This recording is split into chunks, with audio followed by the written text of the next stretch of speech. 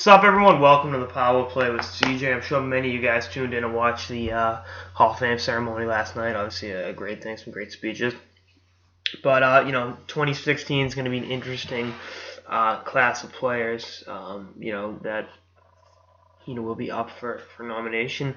No one really jumps off the page at you for first timers. Kovalov being the only one that has a chance. I don't see him. He's not a Hall of Fame player. Hall of Fame talent, and I know it sounds xenophobic or racist. I just don't think he had the heart to be a Hall of Famer. Plain and simple. The stats back me up on that. But there's going to be a lot of guys that have been passed over in previous years and now have their chance to get in. And, we'll talk about that right here. Obviously, the big name is, literally big name, Eric Lindros. 19th all-time in points per game. Higher points per game than a lot of players in the Hall of Fame. If you're going to use, if Cam Neely and Pavel Bure are in the Hall of Fame with their injury-riddled careers, why shouldn't Lindros? I know every conversation with anyone who pretty much ever played or coached or dealt with Lindros began and ended with he's a fucking asshole. That's definitely held him back.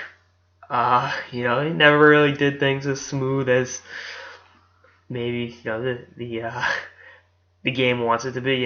Everything's supposed to be one way, and Lindros and his family did things another, and that doesn't take away from what he did on the ice, and he was one of the most dominant players of all time. I mean, his skill set with his size was like nothing ever seen in the NHL. We'll probably never see, actually, with players getting bigger, faster, and stronger, maybe, but he's really one of a kind, and I think he definitely belongs in there next year. Another guy I think definitely belongs is Dave Andreychuk. I think Andreychuk's 640 career goals not being in the Hall of Fame is a joke. Won a Stanley Cup, played for a long time, never won an individual award, but hey, Phil Housley got him last night. And I was the biggest advocate for Phil Housley. I think Andreychuk and Housley, let's do Buffalo Sabres thing. Those two guys were like, the longest getting screwed over, and they had the numbers, and Andreychuk's case has a Stanley Cup ring from his days in Tampa, so that's one of those things. Then another guy, Mark Recchi, won a Stanley Cup in Boston, won one in Carolina, won one in Pittsburgh. 3 cups, 3 different situations, 3 different roles. Really a lot like Andreychuk was able to put up good numbers for a long time, so that's the guy I'm looking at. Paul Kariya, I want him in. I think he belongs. I think his talent's there.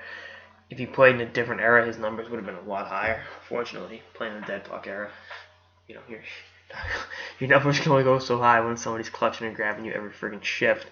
But that's one of those things. I think I hope they can overlook and still, get him in. Jeremy Roenick, JR. I want him in. I think his stats are there. Him and Keith Tkachuk are kind of in the same breath. Never won an individual award, never won a Stanley Cup, but in both Massachusetts guys, by the way, just FYI. But I think in Roenick's case, he definitely belongs. I think his impact on the game as a personality, on and off the ice, was something that transcended, what he did on the ice, and being an entertainer. You watch sports, get entertained, right? So I don't know. I'm one of the biggest Roenick fans in the world. So that's one of those things. I'm gonna be in his corner all the way. Theo Fleury, I want him in. I've been very, very, very, very vocal on that. I think what he's done after hockey in terms of helping people that have gone through, sexual abuse, addiction, all that. If you follow him on Twitter, he's really done some amazing things. Coupled with the way he played the game for all those years at 5'6", being a feared power forward, and a guy that had 1,000 points in the NHL, and had it not been for his problems, he definitely would have gotten a 500. And I know 500 is kind of in some cases it's a magic number, in other cases it's not. Some people lump it in like 3,000 hits in baseball. It's like not necessarily, but I think the Stanley Cup, Olympic gold, really just a all-around awesome player. Had his problems off the ice, burned a lot of bridges, but I think at the end of the day he belongs in the Hall of Fame. I think for his impact on the game, what he did on the ice. Another guy that got overlooked is Sergei Zubov. I don't know why he's not in either. That's another intriguing question. I think he won 2 cups, great offensively. Move the puck and really, do some damage. And playing on those Dallas teams, they really helped establish hockey in the Sun Belt down there. I mean, I believe, if I'm not mistaken, Dallas was the first Sun Belt team to win the Stanley Cup. I could be wrong. I've been wrong many times before. But I'm pretty sure the Stars were the first team from south of the Mason-Dixon line to bring the cup home. And he also was on that '94 Rangers team that people, I think, is one of the coolest teams of all time. But that's just me. Anyway, that's like an episode of the Power Play with CJ on CJ's 2016 Hall of Fame class. Stay tuned for more episodes for the season and beyond. Later, guys.